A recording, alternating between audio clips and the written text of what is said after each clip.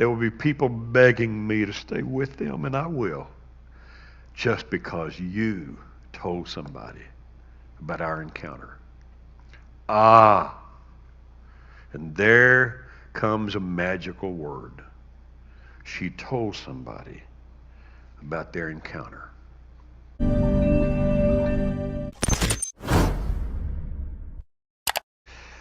And the point that this story and Christ's attention to Samaritans is trying to make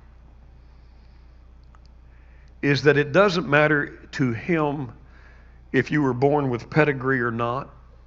It doesn't matter who you are. It doesn't matter where you came from. It doesn't matter what your parents were like. And it doesn't matter how many stupid choices you've made in life. If you ever cross paths with Jesus, he will sit at the well and wait for you. And he will have no judgment for you, zero because of your bad choices. He will not condemn you and criticize you. He won't mock you. He won't cross the street and go to the other side and hope you don't try to bother him and yell out for him. He will wait for you to come. And when you come, he will let you know tenderly that you don't have anything to worry about hiding. You don't have to be coy. I don't have a husband. She was so coy because she thought it would matter, and she knew it would. A good man, a righteous man, a Jewish man. When that man says, go get your husband, bring him back, I'd like to meet him, she's not fixing to say, I'm shacking up with a dude. No, let's just stop it. I don't have a husband. But just so she would know that he knew and that he had no condemnation, he will say, thou sayest well, I have no husband. In fact, you've had 5. The one you're with now, you're not married to him. Go get him. Bring him back. How bad have you messed up in life? You know how many times you've sat back and thought, oh, he wouldn't do anything for me. He wouldn't use me because I screwed up bad. You see, this is the point of my title. We need you, Samaritans. We need you to stop trying to be Levites and stop trying to be priests.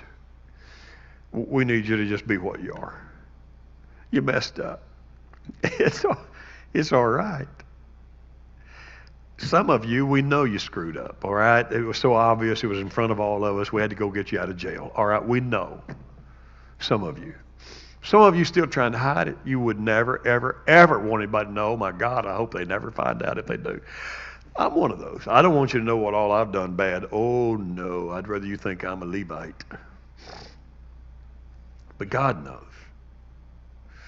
And once in a while, when I'm sitting at the well, God comes by and he says, you know, I know.